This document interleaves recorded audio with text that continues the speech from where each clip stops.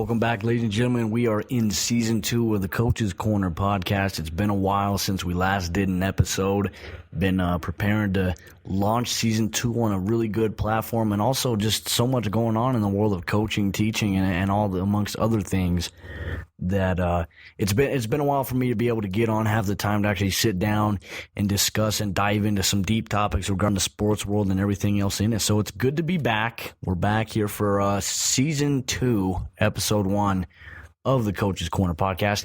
And the reason we're back is all because of our sponsors. We'd like to thank them for the contributions and for the influence that they have. Okay, so obviously, first off, I want to thank Dollar Shave Club for giving me the best shave of my life. I get a shave time and shave money towards razor-based products. I got tired of paying $25 for a new handle of razor and things like that. And they got me because, you know what, they wouldn't last too long. You get one blade that would last for maybe 3 shaves, and you throw it out, buy $25 new one. So with this one, I only pay around $20 a month. They send me 4 blades every single month, along with, I already have the executive handle, plus the one wipe Charlies that are absolutely, phenomenal, So not only get everything with the toilet paper, but also the one wipe Charlies and aloe vera and chamomile sensation on your bottom. It's easy, efficient, and it's clean. And it feels good. One Wipe Charlie's, Dollar Shave Club, 4 blades. Get it. The aftershave, the post-shave, Dr. Shaver's post-shave cream alongside with the pre-wash as well. It's great. They got great products. Go to dollarshaveclub.com, sign up today, and shave time, shave money, and enjoy the best shave of your life. Also, you want to thank Moon Cheese for sponsoring the Coach's podcast. More importantly, if you don't know what Moon Cheese is, I suggest you try to get it as soon as you can. Go to mooncheese.com, shop.mooncheese.com. Go through, pick out the Gouda, the cheddar, and the pepper jack cheese samples. Put them in your box, and on the Coach's Corner podcast, enter the promo code CoachesPod and receive 15% off of your order entirely, and enjoy good snacks. They ship fast. It's usually on your door within a couple days. You get home and you get to the doorstep and you see there's a box out there that has the Moon Cheese logo on it, and you're already excited because it's a great snack. It goes by really quick. So Moon Cheese, I'm going to need another care package here soon. Thank you for sponsoring the Coach's Corner podcast, being the official snack of the Coach's Corner podcast as well. Same over there with the guys of the B&V podcast. They love the Moon Cheese. They're the ones who got me hooked onto it and well onto it, and they made me aware of what Moon Cheese snacks were. So go to shop.mooncheese.com, enter promo code CoachesPod, 15% off your order. Order as much as you want to, and I'm telling you, it's worth it. It's good. And also want to thank DDP Yoga. Go to ddpyoga.com and check out what the programs are offering you. Diamond Dallas Page offered a great deal with a DDP Yoga Now app. You could take all the workouts with you on the go. Previously, you had to buy the discs for DDP Yoga. It had the instructions. It came with all the workouts on discs. It costs around $80. With DDP Yoga Now, I signed up for a 3-month at a time subscription, where what it would do is every 3 months it processes $39.99 onto my card, and my account still stays active. I get all the workouts every single day, and there's only 2 days that I don't go without doing DDP Yoga, and that's the days I have practice on Wednesday and Thursday nights. So my Sunday, Monday, Tuesday, Friday, and Saturdays are filled with DDP Yoga workouts, stretching, flexibility, building strength, building muscle, burning fat. And I'm telling you, it's one of the best decisions I've ever made in my entire life. I was facing another knee surgery, and my surgeon told me if I can't get my flexibility, range of motion, or scar tissue broken up, then he'd have to go in, manipulate my knee under anesthesia, and do another surgery. There was no way I was having that, going through that whole ordeal again. So I found DDP Yoga, thanks to Chris Jericho. Talk is Jericho. And with that, I started off, and at first, the app, what it does is it gives you the ability, you take progress pictures. Once you sign up for the subscription, you take your first picture on the first day that you're going to do DDP Yoga of what you look like, okay? And for me, After that, I became very ashamed of myself. I was very embarrassed of what I let myself become. Part of it was because I was depressed after having surgery, and another part of it was having surgery, not being able to do something for 6 to 7 months afterwards. So I found DDP Yoga. I started doing it. It gets rate jacked. I bought the heart rate monitor from ddpyoga.com, and I feel great. My body feels amazing. It's truly done wonders on my life. At first, I was about 205 pounds, and I put that on with surgery weight. I had a belly, and then now with DDP Yoga today, after 60 days, I weigh 192 pounds. Not that much fat left. I've got muscle mass. I've got lean muscle definition, and my six pack is coming back. So I'm very excited about it. It's your own program, and the best catchphrase about it is, it's your workout. Make it your own, and it ain't your mama's yoga. So thank you for DDP Yoga for introducing me to something so life-changing, so spectacular. I use it every single day, and it's made a big difference in my life. Not just my life, but the lives of thousands of other people. It was rated the #1 home-based workout program out there, and that's competing with P90X and all those ones, the ones that you've heard about on TV. You haven't heard too much about DDP Yoga, but it's #1, and you should be hearing about it. So I'm telling you about it now, ddpyoga.com. And if you sign up for it, go to DDP Yoga and download on the App Store, the Google Play Store, the iTunes Store, the DDP Yoga Now app, and take your workouts with you wherever you go. Whether you're on an airplane and you're going out of town, you can still take your workout with you, get a great workout in, and help change your life and feel great overall. So thank you, DDP Yoga. It's great to be back for Season 2. We got a great show in store for you right now.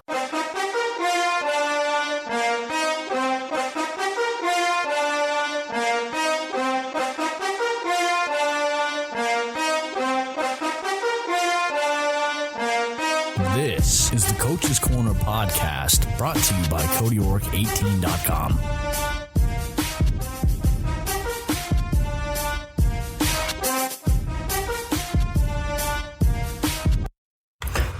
Welcome back, ladies and gentlemen, to episode 1, season 2 of the Coach's Corner podcast. It is so great to be back here live on the Coach's Corner podcast, powered by CodyWork18.com.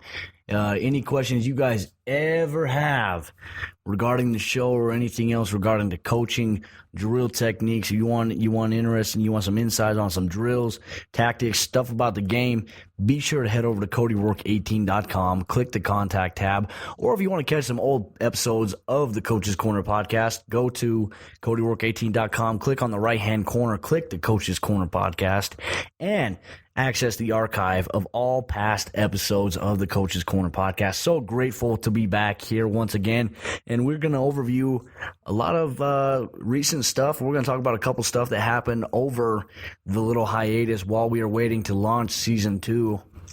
And most importantly, we look at it and things we missed. First topic, let's go over things we missed during the little break before Season 2, after Season 1 ended of the Coach's Corner podcast. We missed out on Kobe Bryant retiring, Kobe Bryant's last game. I was grateful enough to be able to tune in and watch the Mamba play in his final game. I didn't know what to expect. More importantly, I just wanted him to go out as Kobe Bryant should, and that he did. He came out on, shooting the ball. Obviously, his first few shots were off. I think he went 0-5, 0-6 the first 6 shots. First couple ones, he bricked them. But then he started getting in rhythm, throughout the first quarter a little bit. He started making them. But one thing I noticed is that every time he had the ball, he shot it. And, a lot of people on Twitter were going nuts over that. But, however, when I look at it, and then I listen to Lisa Salters do the interview after halftime, saying that she talked to Kobe Bryant at halftime, and he said that usually his entire career he's been having people say, pass me the ball, but now on this night everyone was telling him to shoot the ball. So every time he got it, he shot. He took about almost 50 shots, but Kobe Bryant finished with 60 points in his finale Kobe Bryant, the NBA is going to miss you dramatically. People really don't understand. A lot of people want to hate and talk about Kobe Bryant and how he had to take so many shots to score 60 points. But you know what? He's one of the greatest to ever play this game. Nobody ever prepared for the game quite like him mentally, cerebrally, physically, and performed and brought it out in all those aspects. Okay, so Kobe Bryant, we're going to miss you. We're going to miss the Mamba. I always hated the Lakers, but I loved watching Kobe Bryant play. I'm a Denver Nuggets fan, and I remember Game 3 of the Western Conference Finals a few years ago when the Lakers took on the Denver Nuggets when they had Carmelo, Chauncey Billups, J.R. Smith, Nene, Kenyon Martin. And when I look at it and I look back on it, Denver had the lead the majority of the game, came out firing. Denver would have taken a 2-1 series lead if they would have won Game 3. They lost the first game in L.A. by a couple points. They stole Game 2 in L.A.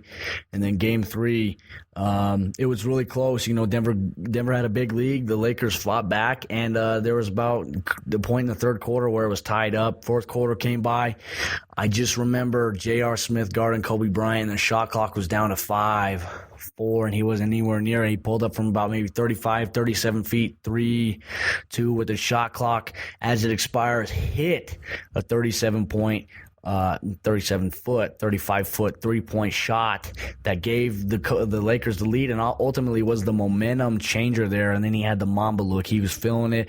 And then the Lakers won that game and went on to win the series over the Denver Nuggets in Game 6. And it was a rough time to be a Nuggets fan that year. The Nuggets are playing really well, had high expectations. You could have thought they could have won an NBA championship that year.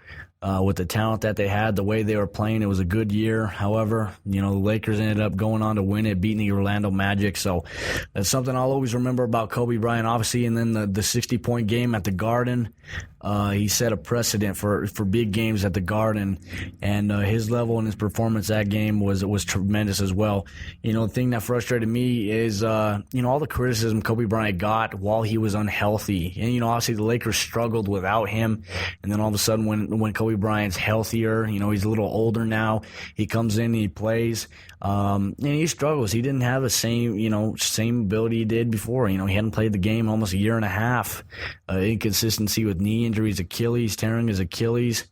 And he was playing really well until he tore his Achilles. After that, he kind of dropped off in level of performance and he got hurt. And then this year, he battled a couple injuries and he just battled fatigue and old age. He's about 38 years old, 39 years old, still playing in the NBA. So great way to go out, 60 points for Kobe Bryant. It was a tremendous game. I was very excited to watch it. I only watched it for Kobe Bryant, but in the last minute and 15 seconds, we saw the vintage Mamba. The Lakers were down 96-90, and then Kobe Bryant got the ball, scored. Lakers got a stop on defense. Kobe Bryant hit a 3, boom, and then Kobe Bryant hits a 2-point shot, probably with about 25 seconds left to give the Lakers a 98-97 lead over the Utah Jazz, and then they held on and they won. He hit the free throws while fans chanted MVP, MVP. Sports fans need to appreciate players like Kobe Bryant because they don't come around too often. And a lot of people said he was selfish, but he's one of the greatest basketball players, greatest athletes of all time in the NBA. So it's going to be different with the Mamba. Can't wait to see what the Mamba does next. I'm hoping he actually joins Inside the NBA on TNT with Kenny Chuck, EJ, and Shaq. That would be an amazing show in and of itself. So speaking of the NBA playoffs are currently going. And something I want to talk about, I'm not going to spend too much time on the NBA yet. Working on an NBA show with a fellow friend of mine here in July called Coast to Coast. He's on the East Coast. I'm here on the West Coast. Both Nuggets fans here, but we want to cover the NBA. Start talking about that. So stay tuned for that. I'll have more details for you soon. But the Cavs have currently taken a 2-0 series lead over the Atlanta Hawks. And what everybody's talking about the last couple days is the fact that the Cleveland Cavaliers set an NBA record in regular season and postseason for most three-pointers made in a game. The Cavs made 25 three-pointers in a single game. Unbelievable, on their way to a 123 big-time victory over the Atlanta Hawks. And the Hawks came out saying it was unprofessional, that they shot all those threes and they made all those threes. But let's take a look at it this way. It's the NBA. Okay, you know, if you can't stop a team from shooting and making 25 threes, and you need to focus on your defense, you need to focus on adjusting for a better game plan, because obviously it wasn't working. 25 three-pointers is a lot of points, okay, off of the three-point ball, and they set a record for it. So the Cavs are sitting comfortable at 2-0. They played the Atlanta Hawks tonight in Atlanta. And the Cavs have a chance to go up 3-0 over the Hawks to lead themselves to the Eastern Conference Finals. They'll play the winner of the Heat and Toronto game, and that's certainly setting up to be an interesting series as well. Game 1 of the Miami Heat and Toronto Raptors saw Kyle Lowry hit a really deep three-quarters of the court shot to send the game into overtime in Game 1. However, Miami came out, scored the first 8 points of overtime, and ended up winning. So the Heat took a 1-0 series lead. Game 2, it was kind of the opposite. We saw Joe Johnson hit a three to send the game into overtime, and in overtime, Toronto opened it up, scoring the most points and winning. So now the series is tied 1-1, heading back to Miami, and This could go either way. Dwayne Wade has been playing really well against the Charlotte Hornets. Dwayne Wade, you know, accessed some old school Dwayne Wade, rejuvenated health, and he took over that series in the last 2 games and played really well. So Dwayne Wade's got a chip on his shoulder. I do believe if they meet the Cavs, that'll be an interesting series. They got a great blocker in Hassan Whiteside for the Miami Heat. So I'm very excited about that. But yeah, so that series continues on. Heat are up 1-1. The Golden State Warriors, who are still without Steph Curry, who sprained his knee, had a knee injury. He's out for Game 3. The Golden State Warriors don't really need him right now. They're up 2-0 over the Portland Trail Blazers. So that should be interesting to see how that one goes. They got games in the next couple days, and they actually have a game tomorrow. So in Portland, it should be interesting to see how the Warriors travel to Portland and the Moda Center to take on Damian Lillard and the Portland Trail Blazers. And that should be interesting in and of itself. So now let's move on to my favorite topic, and that's the NFL. Most recently, last week, we witnessed the NFL draft, okay?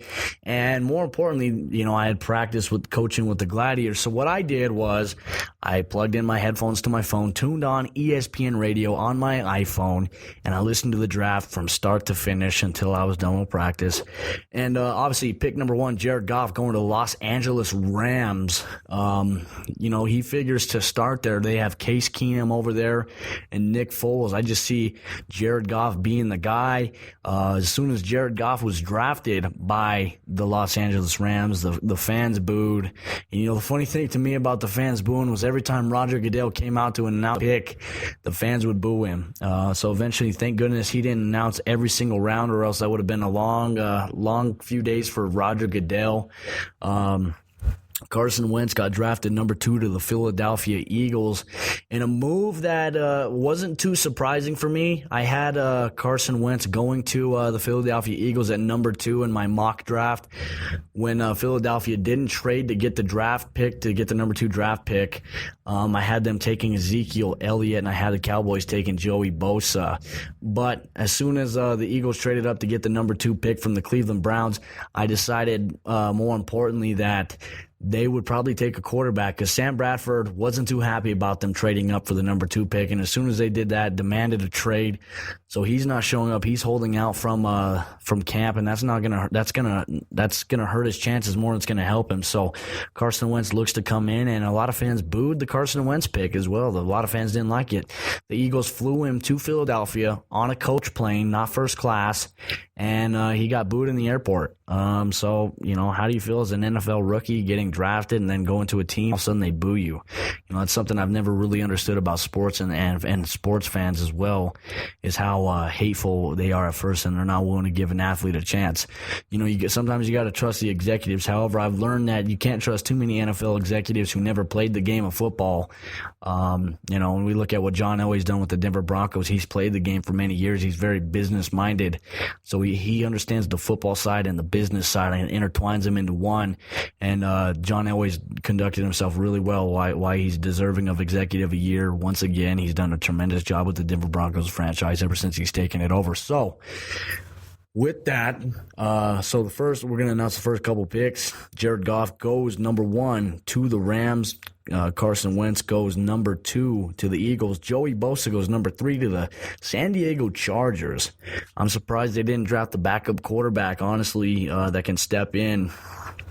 With Phillip Rivers getting really old, but it should be interesting. I think that I personally thought that San Diego Chargers would draft Jalen Ramsey, who I said was arguably the best football player in the draft. He proved me wrong. Ezekiel Elliott goes to the Cowboys, and Jalen Ramsey goes to the Jacksonville Jaguars, who are having a good offseason. They're having a great free agency, and they had a great draft with drafting both Miles Jack in day 2, round 2 of the draft, and obviously Jalen Ramsey with their first round draft pick, and so now they're building that defense over there. Maybe they're starting to realize that you got to build a defense first, so if you want to compete and win games. And I think Jacksonville becomes the easy favorite outside of Houston. I think it's up in the air between Houston and Jacksonville on paper right now. Who's going to own that AFC South division? The Colts' value dropped significantly lower. They didn't have a good draft at all.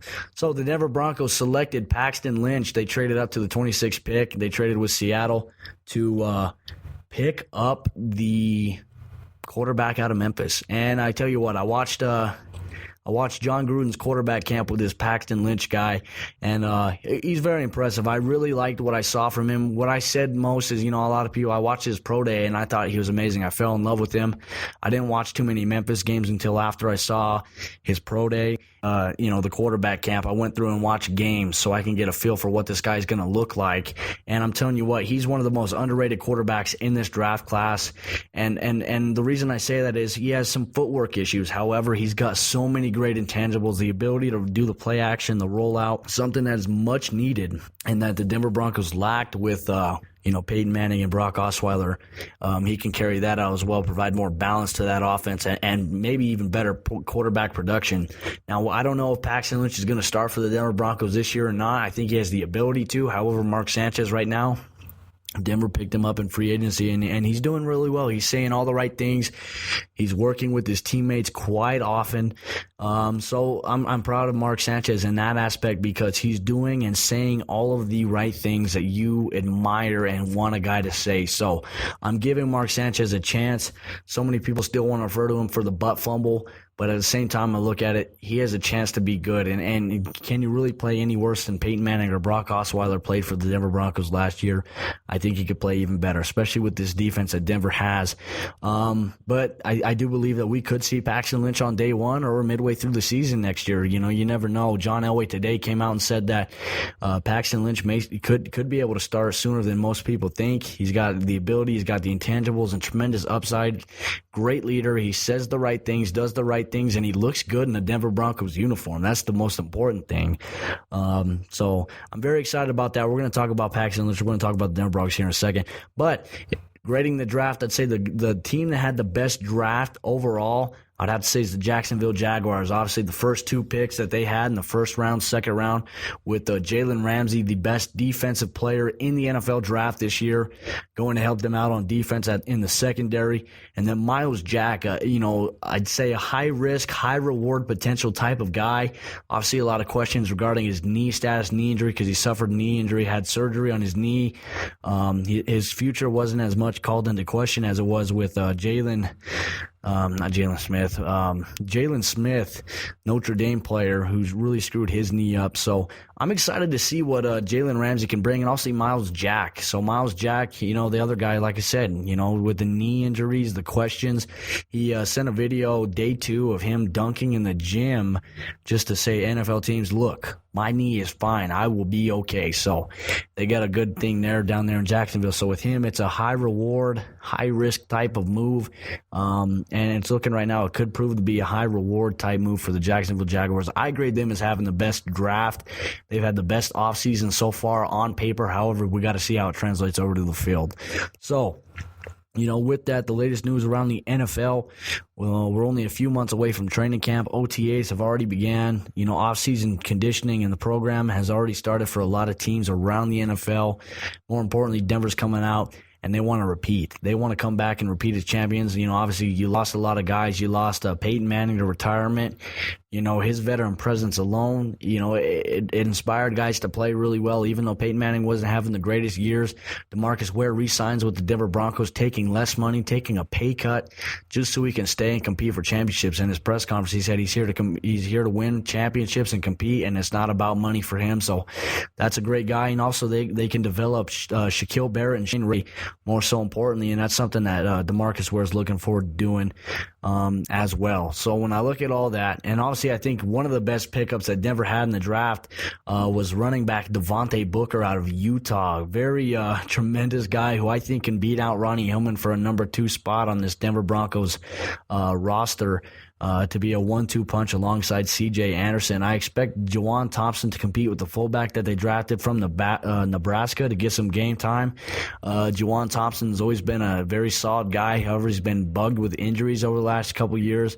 So looking forward to seeing what turns out for the Denver Broncos defense as well, and the offense going forward. I think the offensive line will be okay. Some offseason additions signed.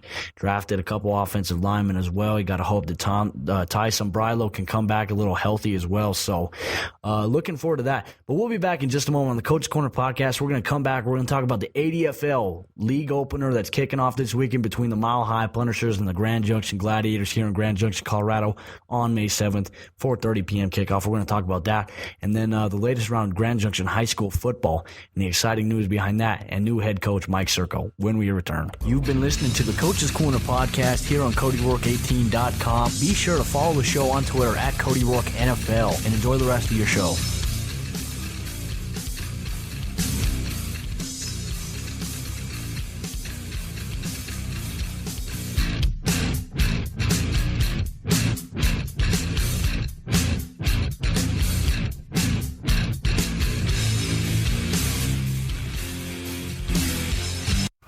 Welcome back, ladies and gentlemen, to the Coach's Corner podcast, and I'm very excited about tomorrow because tomorrow is the season opener, the kickoff day of the AdFL, the American Developmental Football League, a league that I've had the privilege of coaching defensive backs in, a league that I've played for as a defensive back for the last 5 years, and this year, my 6th year in the league, I will be coaching defensive backs for the Grand Junction Gladiators. Our season kicks off tomorrow against the Mile High Punishers, 4:30 p.m. at Grand Junction High School. So these are the games scheduled for tomorrow, May 7th. You got the Denko Spades taking on the Colorado Cougars, and the Rocky Mountain Sabercats taking on the Metro State Roadrunners, and the Rocky Mountain Silverbacks taking on the Northern Colorado Technicians, a new team that joined the AdFL this year. And the Denver Titans folded this year. They're no longer part of the AdFL, unfortunately, due to incompetence and terrible ownership, and guys just not being responsible enough paying fees. Okay, so that's how it is. I feel a certain way about it. And then the Mile High Punishers take on the Grand Junction Gladiators tomorrow, May 7th, 4:30 p.m. kickoff at Grand Junction High School. For us as the Gladiators, it is a revenge game. We deem the first 2 weeks of the season and our whole season, the theme of the season is Revenge Tour. We lost to the Punishers last year by a score of 8-6 in a terribly played and executed game by us on all aspects of the ball. Defense tightened up in the second half. However, we just couldn't score offensively, so that was frustrating. They handed us the first loss of the season. We finished the season last year 10-2. Our second loss coming in the championship game, 14-12 against the Denko Spades, who we play next week, May 14th, here at Grand Junction High School, kickoff at 3 p.m.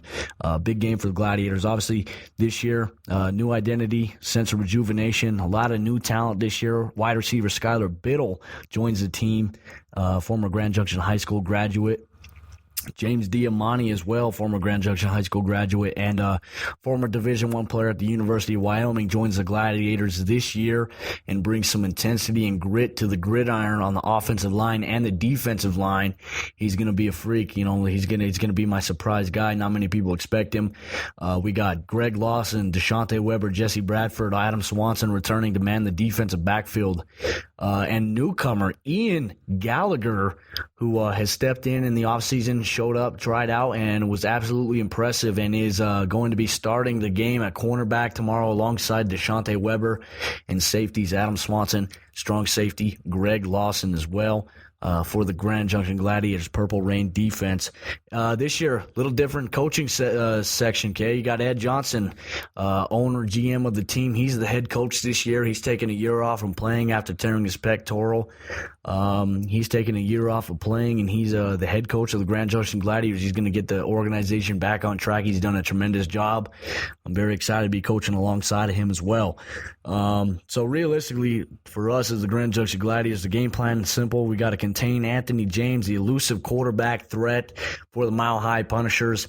Loves to extend plays with his feet, loves to dip up underneath if the defensive ends get too far upfield, and he'll run. He likes to run, he likes to tuck the ball, and he likes to throw the ball. He's got a pretty good size arm. They lost wide receiver James Greer this year. He's no longer playing for the organization for the Punishers, so he's eager to see what kind of new weapons have stepped up for this receiving core for the Mile High Punishers. Still returning elusive and dominant back, probably one of the most solid football players I've ever seen in this league, Ilario Vital, at the linebacker and running back position. He's arguably the best running back in the league last year. I actually think he is the best running back in the league. He faces this Gladiators defense in Grand Junction, where the Grand Junction Gladiators haven't lost a home game in 5 years and look to keep that up going into 6 years as an organization in the AdFL. So kickoff tomorrow, 4:30 p.m. Mountain Standard Time.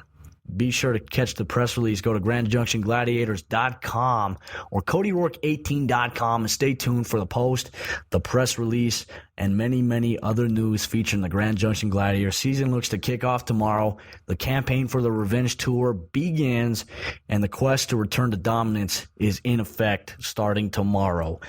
So excited to see what's going to come. Each week, we're going to have the Player of the Week for the Grand Junction Gladiators here on the Coach's Corner podcast alongside myself, head coach Ed Johnson, defensive coordinator Keith Powell. It's going to be a great show, great topic. We're going to preview next week's opponent, break down the previous week. But yeah, the player of the game will join us here on the Coach's Corner podcast this upcoming Friday. It's going to be exciting. Actually, we're still to be determined which day it's actually done. But the player of the week will be on the show. Excited to have him, whoever it may be, and it'll be good. Okay, so now Grand Junction High School football hired legendary Colorado high school football coach Mike Circo to take over the Grand Junction Tigers football program that's moving to 4A this year.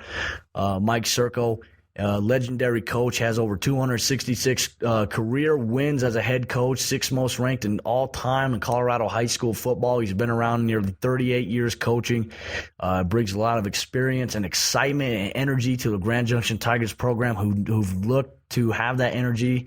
The last couple years, that energy was gone. The morale was low. Now things are getting exciting, getting interested. It's very exciting to be a part of coaching running backs for this team, headlined by senior Michael White, who was a junior last year, who carried reps behind graduating senior this year, Austin Taylor. Very excited to see what Michael White can do here in the Southwestern League and at the 4A level in his senior year. I've watched Michael White grow as a freshman, being a really small kid to becoming dedicated to hitting the weight room and getting better.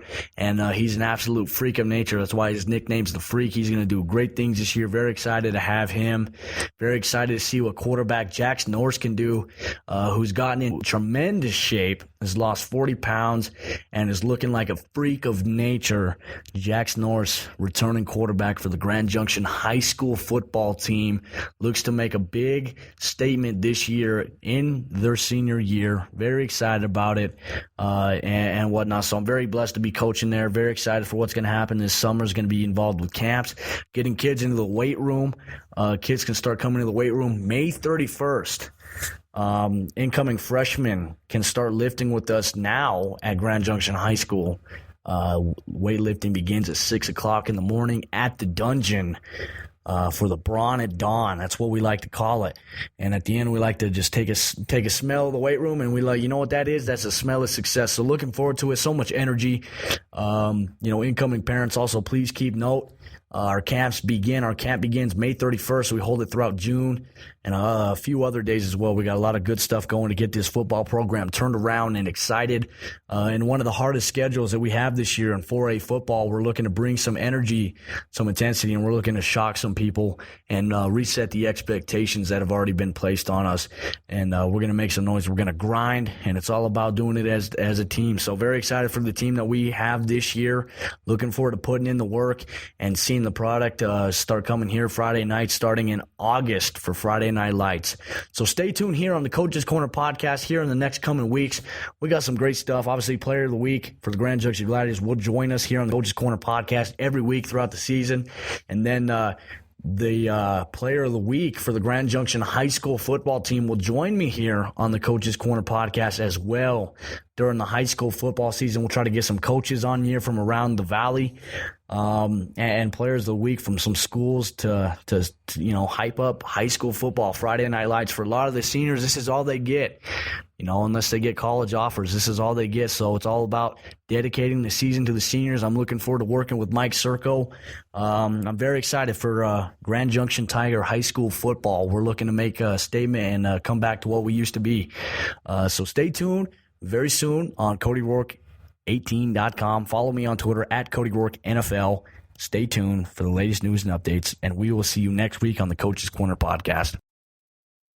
The following episode is available for download right now on CodyRourke18.com. In the right-hand corner of the Coach's Corner podcast section, click on the link and it'll take you to past and present episodes of the Coach's Corner podcast. Be sure to follow us on Twitter at CodyRourke18 and at Coach's Co Podcast. Tweet us, send us anything that you want, and we may be on the show.